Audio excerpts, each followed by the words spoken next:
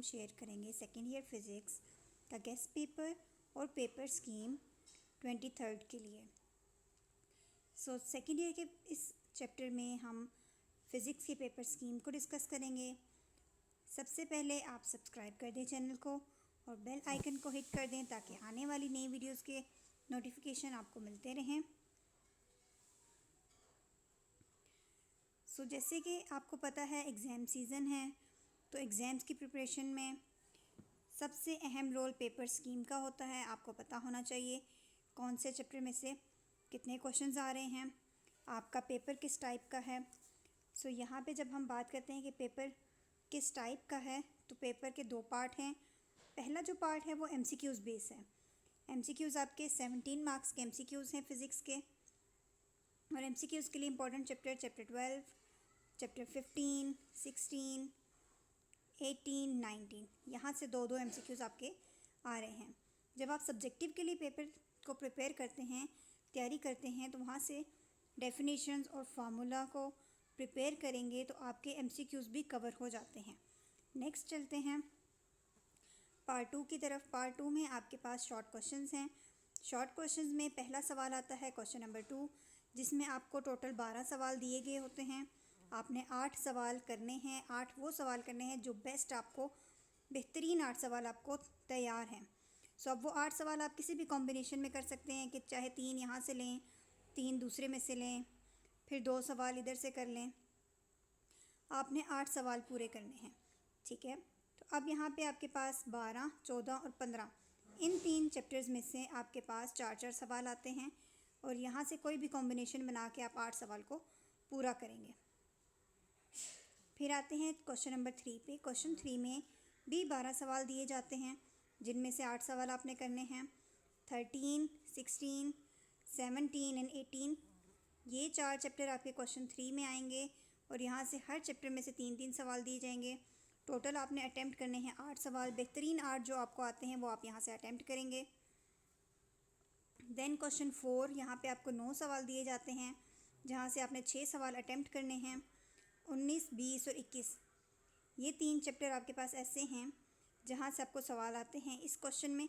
लेकिन 21 जो चैप्टर है, 21 चैप्टर ये आपका इम्पॉर्टेंट है, क्योंकि यहाँ से 4 सवाल आ रहे हैं, ठीक है। ये किए बगैर आपका ये पोर्शन कंप्लीट नहीं होगा।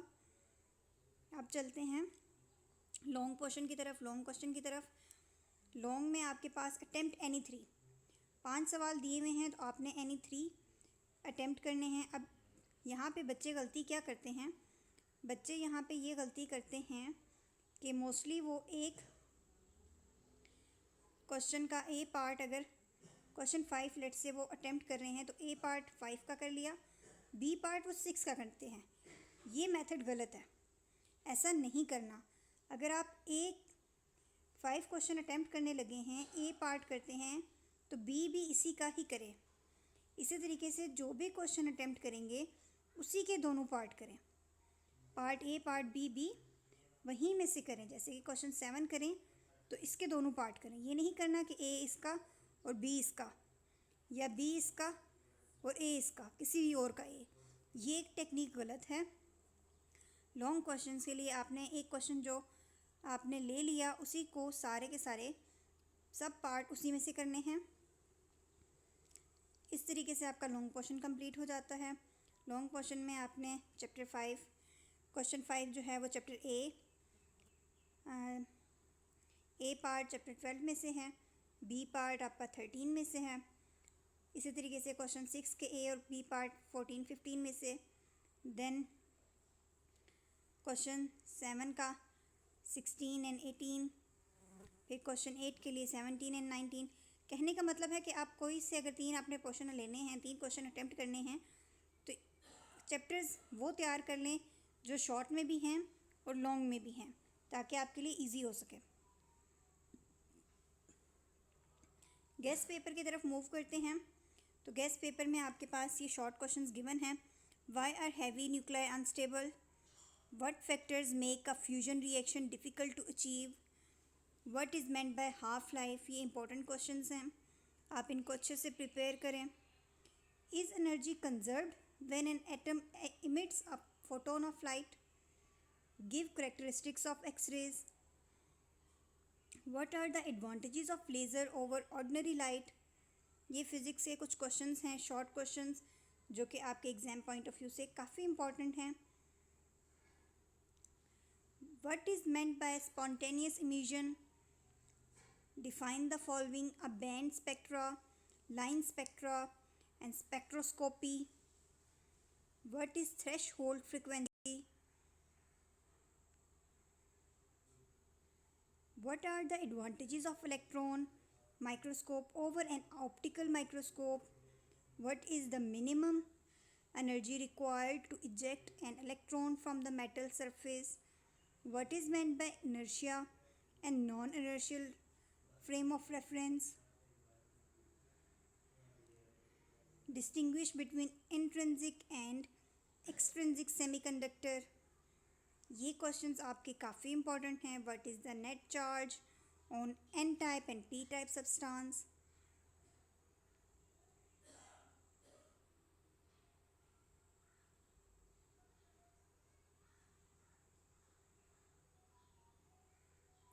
Distinguish between polymeric, crystalline, and amorphous solids.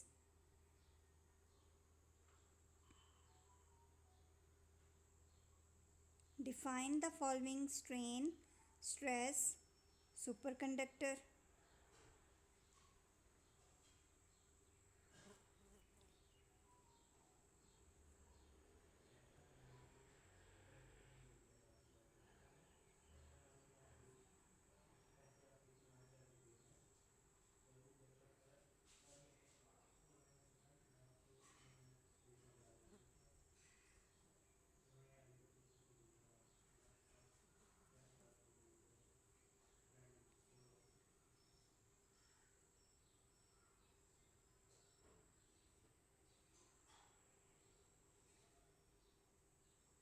What is the relation between back EMF of motors and current? Define self-induction and mutual induction. Can a DC motor be turned into DC generator? How? ये questions आपके exam point of view से important हैं, अच्छे से prepare करें. How the electron beam is generated in CRO? Why the charged particle is projected to perpendicular to the magnetic field? What is deflecting couple? How is it is used? ये थे आपके सारे short questions जो exam point of view से बहुत important हैं. Kindly like, subscribe and share my channel. Thank you students and good luck for your exam. दुआओं में याद रखिएगा और मेरे चैनल को शेयर करते रहिएगा. अल्लाह हाफिज़.